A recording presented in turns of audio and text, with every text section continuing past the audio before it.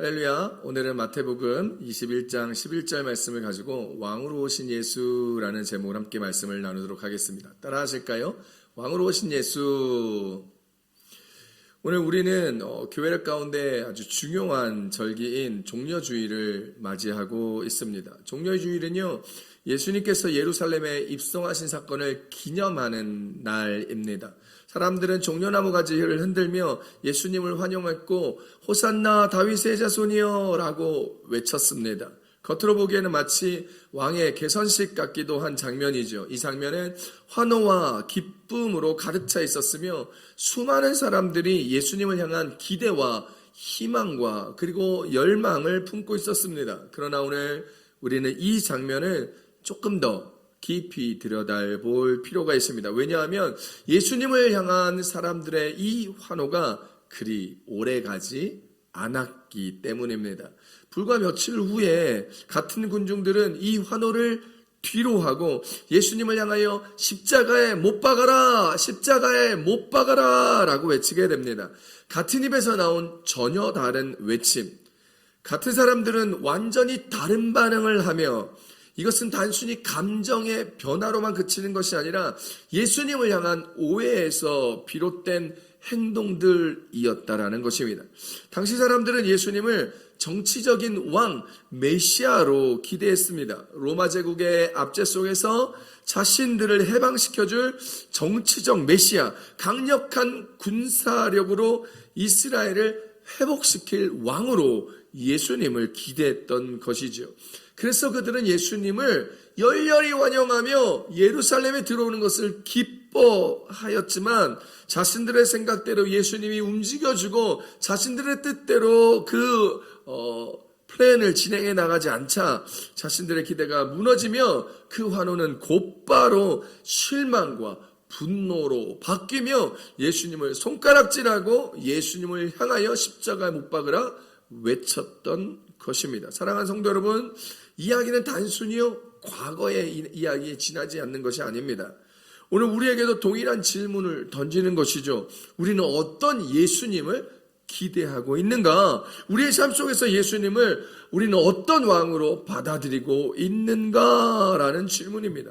마치 신밧드의 모험에 나오는 램프의 요정 지니처럼 우리의 문제를 해결해 주시는 도구로의 존재로 예수님을 믿고 있는 것입니까? 내가 원하는 내 기도를 다 들어주기 원하는 인물로서 예수님을 원하십니까? 아니면 우리의 삶을 다스리는 우리의 진짜 왕, 참된 왕으로서 예수님을 믿고 있는 것이냐는 것입니다. 오늘 말씀을 통해 우리는 두 가지 질문 앞에 서게 됩니다. 첫째로 예수님은 어떤 방식으로 왕이 되시는가라는 것이고, 둘째는 우리는 그 왕을 어떻게 맞이해야 하는가입니다.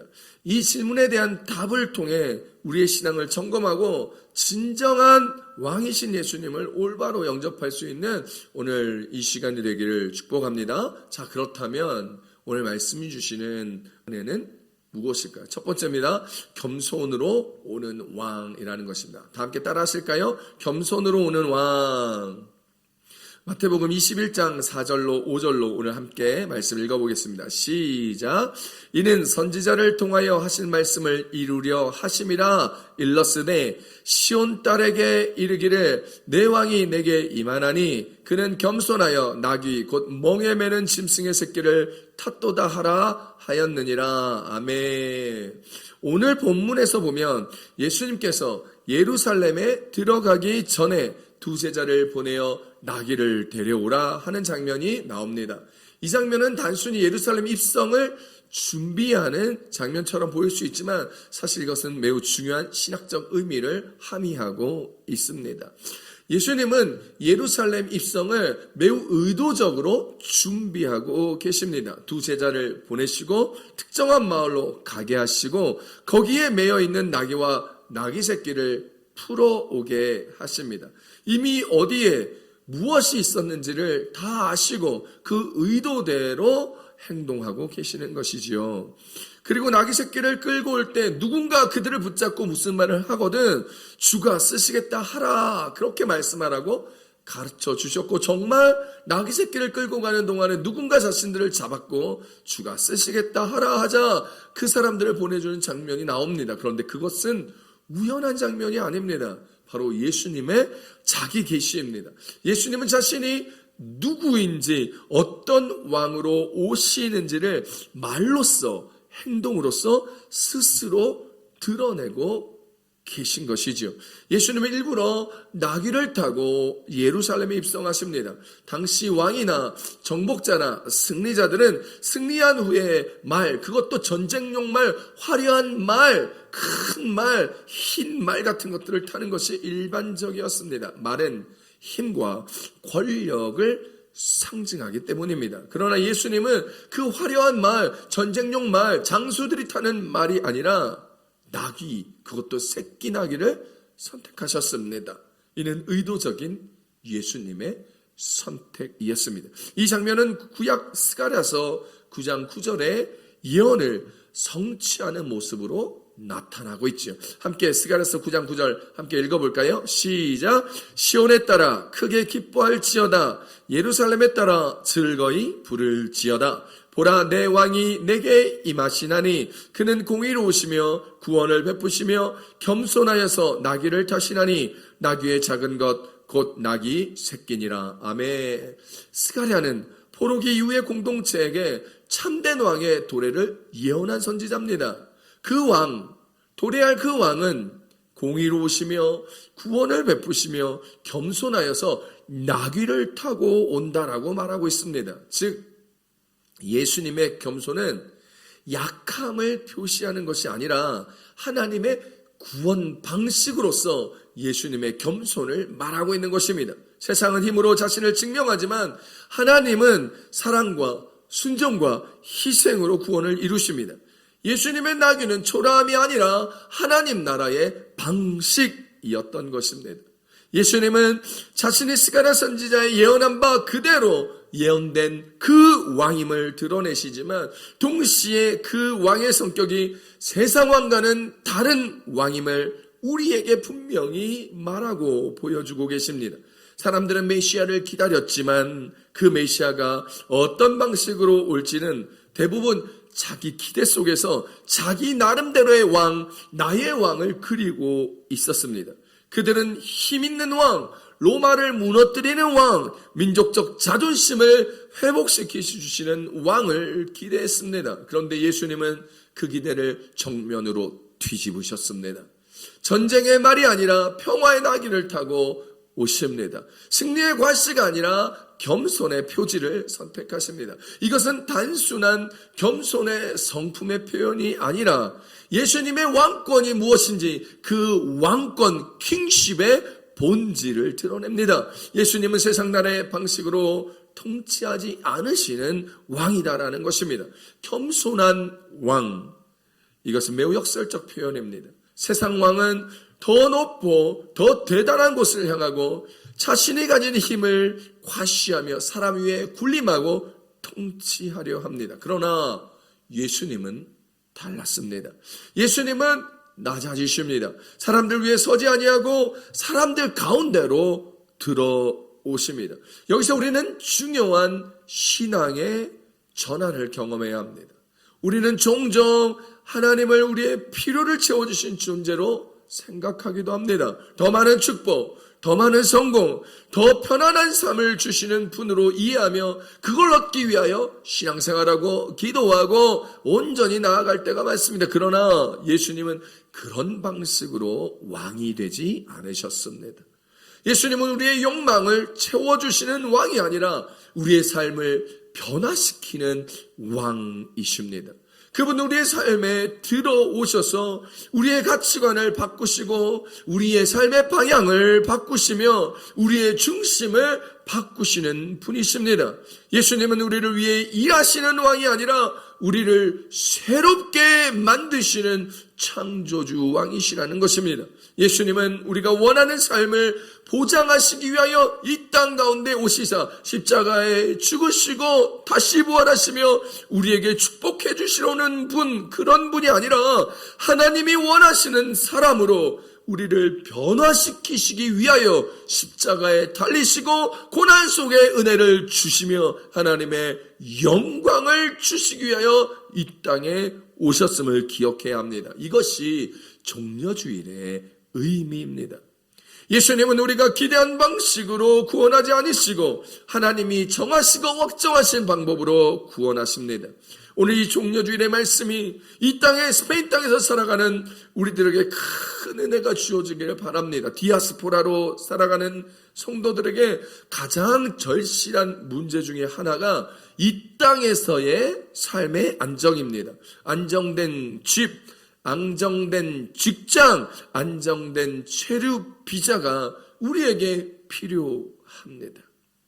언어, 자녀교육, 경제적 기반, 관계의 문제, 문화적 소외감, 미래에 대한 불안감이 있는 우리의 삶은 늘 존재하며 그 삶을 살아냅니다. 그래서 우리도 모르게 예수님을 이 어려움, 이 고난, 이 불안함에서 빨리 해결해 주는 왕으로서 기대하고 예배하고 기도할 때가 많습니다.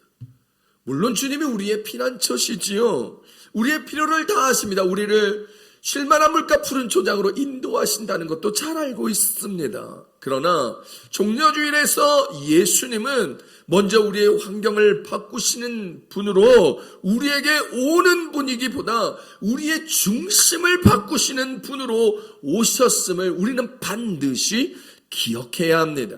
우리에게 닥친 어려움과 위기와 문제를 빨리 해결하기 위하여 기도하지요. 그런데 주님은 때때로 그 문제를 즉시 없애시기보다는 우리가 그 문제를 통과하는 그 동안에 우리의 교만을 낮추시고 우리의 조급함을 다루시며 우리의 신앙을 순전하게 만드시며 하나님만 의지하고 기대하게 만드십니다.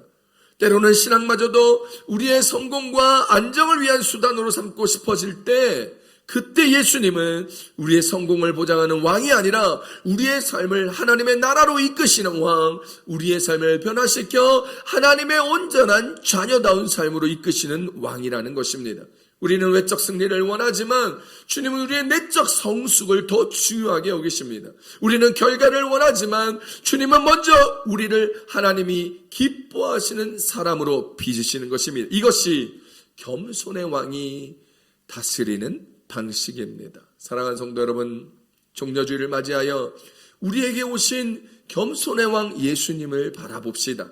그리고 우리가 가지고 있는 높아지고자 하는 마음을 내려놓기를 바랍니다. 우리가 붙잡고 있는 인정욕구도 버리시기를 바랍니다. 우리의 왕이신 예수님께서 스스로 낮아져 겸손한 왕으로 오셨으니 이제 우리도 그분을 닮아 함께 낮아지는 그리스도인이 다 되기를 우리 예수님의 이름으로 축복합니다. 가정 안에서 부부끼리 네가 맞니 내가 맞니 다투지 마십시오.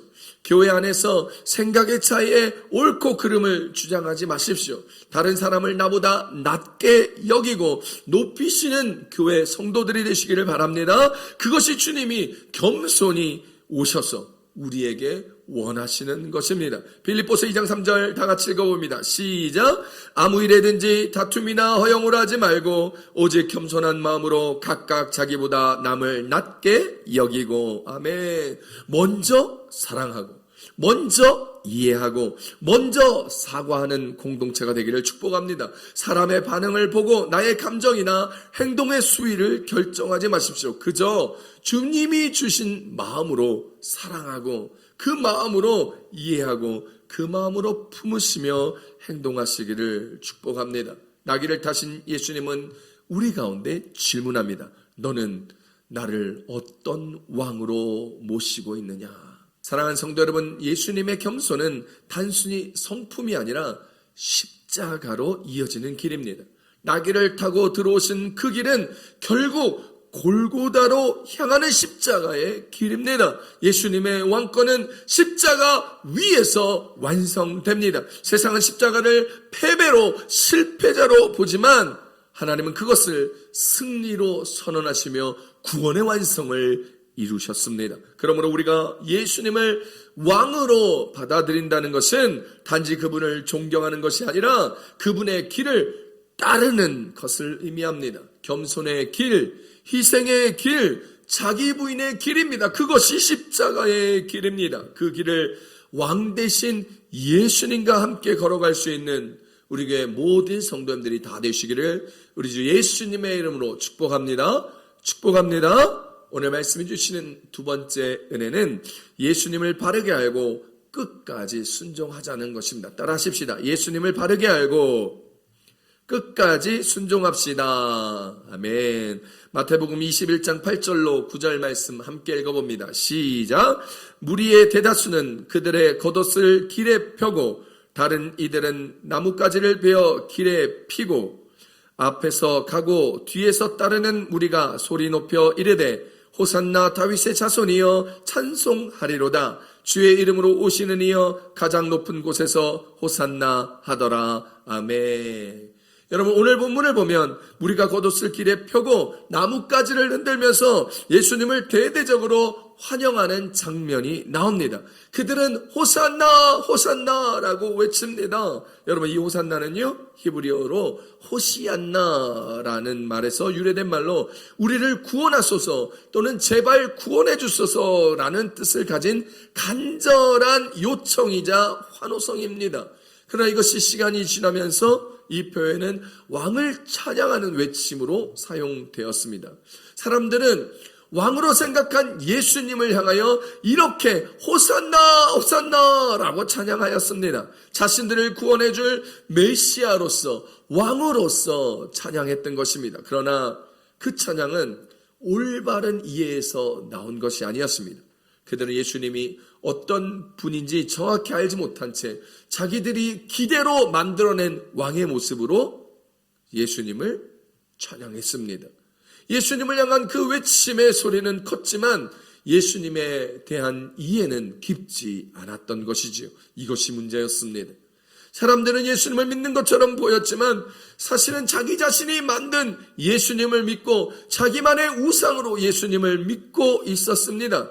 자신이 원하는 모습의 메시아, 자신이 기대하는 방식으로 행동하는 왕을 향한 외침을 보낸 것입니다. 그들은 넘치는 열정을 잘못된 방향으로 쏟아냅니다.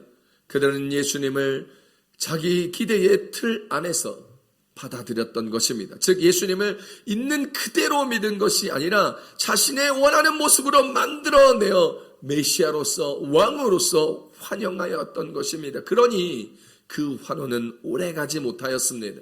기대가 충족되지 못하고 내가 원하는 모습으로서의 모습이 충족되지 않으니까 열광은 쉽게 배신으로 바뀌고 말았던 것이죠. 이 모습은 오늘 우리에게도 종종 그대로 나타납니다.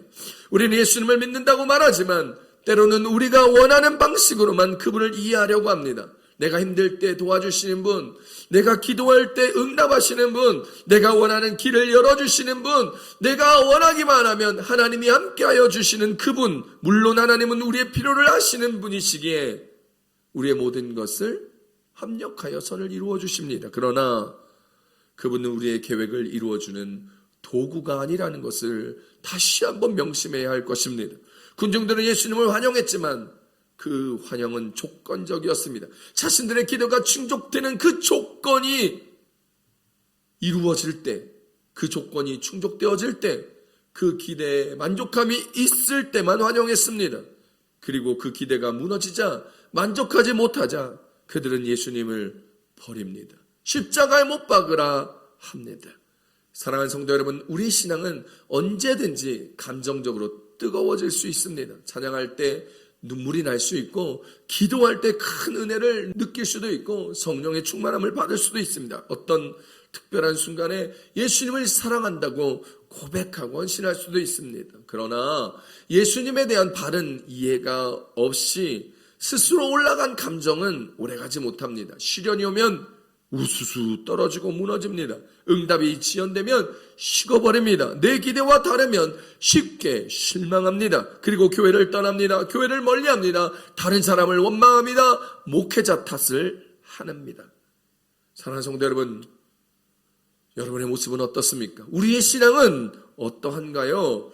우리는 조건 없이 예수님을 따르고 믿고 있습니까? 아니면 여전히 조건을 붙여 믿고 있습니까? 본문 10절에 예루살렘 전체가 소동하며 이는 누구냐? 라는 질문이 등장합니다. 마태복음 21장 10절을 함께 읽어봅니다. 시작. 예수께서 예루살렘에 들어가시니 온 성이 소동하여 이르되 이는 누구냐 하거늘. 여러분, 이 질문은 매우 중요합니다. 사실 이 질문이 종려주일의 핵심입니다. 신약시대가 들어오면서 이스라엘 공동체에 계속하여 예수 그는 누구인가에 대한 질문이 계속되어져 왔습니다. 이 종려주일에 예수 그는 누구인가? 라는 이 질문은 단순히 사람들이 예수님이 누구인지 궁금해서가 아닙니다. 그들은 종려주일에 예수님을 그냥 환영하였던 것이 아닙니다. 예수님의 정체가 드러나는 날이 종려주일이었고 동시에 사람들의 오해가 나타나는 날도 종려주일이었습니다. 예수 그는 누구인가? 사람들은 11절에 예수님을 갈릴리 나사렛에서 나온 선지자 예수라고 대답합니다. 이 대답이요, 틀린 대답은 아니지만 충분히 예수님을 설명할 수 있는 대답도 아니었습니다. 예수님은 선지자 이상입니다. 그분은 하나님의 아들이시며 다윗의 자손으로 오신 메시아시며 십자가의 부활로 구원을 이루신 주님이십니다. 우리가 예수님을 어떻게 이해하느냐에 따라서 우리의 삶이 달라집니다. 예수님을 부분적으로만 아는 것은 결국 예수님을 오해하는 것입니다. 예수님을 축복하는 자라고만 알면, 예수님을 응답해 주시는 자라고만 알면, 예수님을 그냥 내가 원하는 만들어낸 것으로만 알면 우리의 신앙은 결코 오래갈 수가 없습니다. 예수님은 단순한 도움의 존재로 이해한다면 우리의 신앙은 얕아질 수밖에 없지요. 그러나 예수님을 나의 왕으로, 나의 주로 인정하고 받아들이면 우리의 삶의 전체가 변화된다는 것입니다. 예수님은 내 삶의 한 영역을 돕는 분이 아니라 내 존재 전체를 주장하시고 관장하시는 주인입니다. 그분은 좋은 자가 아니라 주님이십니다. 내 삶의 주인입니다. 나를 만드신 창조주이시여 나를 구원한 구원자이신 것입니다. 스페인에서 살아가는 우리들은 매우 복잡한 현실 가운데 살아가지요. 한국 문화 속에서 형성된 가치관, 이 땅에서 살아가며 한국과는 다른 분위기, 문화적 충돌, 언어적 충돌, 가치관의 충돌들이 생깁니다. 자녀 세대들은 정체성의 변화를 겪게 되지요. 언어의 간극을 통하여 여러 가지 불안정을 느낍니다. 경제적 불안정, 신앙 전수의 어려움이 동시에 우리 가정의 내 삶에 존재합니다. 이런 상황 속에서 예수님은 쉽게 우리가 힘들 때 붙드는 위로 정도로 축소될 수 있습니다. 힘들 때 기도하면 응답해 주시는 분으로서 그렇게만 인식될 수 있습니다. 끊임없이 정체성의 혼란을 경험하는 이 땅에서의 삶 속에서 우리는 어디에 속해 있는지, 무엇을 위하여 살아가야 하는지 고민해야 합니다. 이때 가장 중요한 것이 있는데 그것이 바로 우리의 삶의 중심이 누구인가 하는 문제입니다. 예수님이 나의 삶의 주인이 되고 나의 왕이 되실 때 우리는 환경에 흔들리지 않는 삶을 살아가게 되는 것이지요. 상황이 좋아서 믿는 것이 아니라 예수님이 나의 왕이시기 때문에 믿는 것입니다. 진정한 신앙은요, 환호로 시작되지 않습니다. 진정한 신앙은 순종으로 드러납니다. 종려가지 나무를 막 흔들면서 기뻐하고 찬양하는 것 쉬운 일입니다. 그러나 왕이신 나의 주님을 바라보며 그분이 지시는 십자가를 지는 것은 어렵습니다. 누구든지 나를 따르려거든 자기를 부인하고 자기 십자가를 지고 따라오라 하셨는데 그 길을 가는 건 어렵습니다. 예수님은 우리 가운데 묻습니다. 너는 환호하는 군중이냐? 끝까지 따르는 제자냐라고 묻습니다. 여러분의 대답은 무엇입니까? 여러분의 삶에 좋을 때 환호하는 군중입니까? 아니면 끝까지 주님 앞에 순종하며 십자가로 함께 가는 제자입니까? 제자의 순종으로 나아가려면 우리는 반드시 예수님을 바르게 아는 일에 힘써야 합니다. 신앙생활을 하면서 흔들리는 이유 중에 가장 큰 이유는 예수님을 성경대로 알지 못하고 예수님을 내 경험, 내 감정으로 알기 때문입니다. 그래서 교회는 단순히 감정을 고취하고 신앙을 막 고취하며 기도의 응답만을 이야기하는 곳이 아니라 말씀으로 그리스도를 바르게 배우는 곳이어야 합니다. 그런 사랑하는 성도 여러분, 우리 교회에서 하는 제자훈련 꼬박꼬박 나오십시오.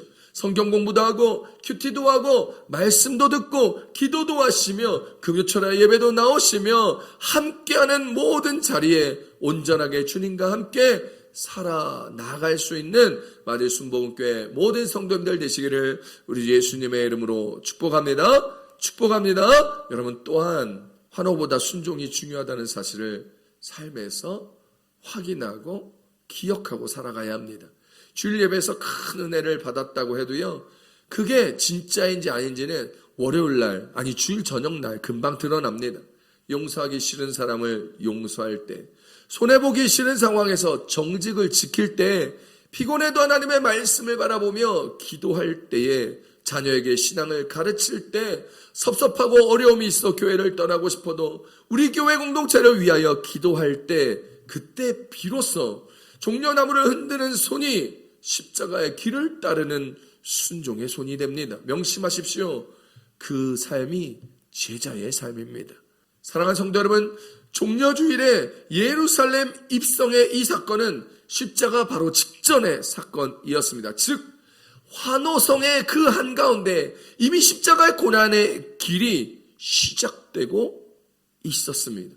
그러므로 신앙은 고난이 없다는 것으로 증명하는 것이 아닙니다. 오히려 신앙은 고난 속에서 예수님이 여전히 나의 왕이시고 주라는 고백을 통하여 우리의 신앙이 온전하게 세워짐을 기억하셔야 합니다.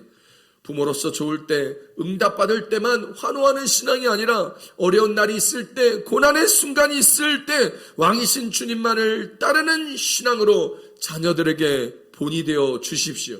그 따르는 신앙을 몸소 보여주실 때 우리의 자녀들은 그 부모의 신앙을 보고 배우고 자라나게 됩니다. 자녀는 부모의 모습을 보고 그들의 신앙을 이루어가는 것이지요. 사랑하는 성도 여러분, 이 종려주일 단순한 기념일이 아닙니다.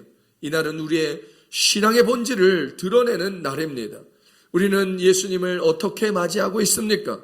겉으로는 환영하면서 마음으로는 여전히 다른 왕을 기대하고 있지는 않습니까? 예수님은 우리의 왕이라 생각하면서도 다른 것을 믿고 의지하고 있지는 않습니까? 예수님은 오늘도 우리의 삶에 들어오십니다. 화려한 모습이 아니라 겸손한 모습으로 우리 가운데 오십니다. 우리의 기대를 채우기 위해서가 아니라 우리의 삶을 변화시키기 위해서 오십니다. 우리는 선택해야 할 것입니다. 군중들처럼 환호하다가 돌아설 것인가, 아니면 제자들처럼 끝까지 예수님을 따를 것인가 말입니다. 종려주일의 환호는 결국 십자가로 이어집니다. 그러나 그 십자가는 끝이 아니라 부활의 사건으로 이어지는 길입니다. 우리가 예수님을 진정한 왕으로 받아들일 때 우리의 삶도 그 길을 따라가게 됩니다. 오늘 이 시간 우리 다시 한번 우리의 마음을 점검하기를 원합니다. 주님 당신은 우리의 왕이십니다. 이 고백이 단순한 말이 아니라 우리의 삶 전체를 드리는 고백이 되기를 우리 주 예수님의 이름으로 축복합니다. 축복합니다. 우리 이 시간 다 같이 기도하시겠습니다. 우리 반주 한번 해주시겠어요? 우리 이 시간 다 같이 기도하실 때 우리의 마음을 바라보십시다. 두 손을 가슴에 얹고 기도하시면서 나는 예수님을 어떻게 받아들이고 있는가?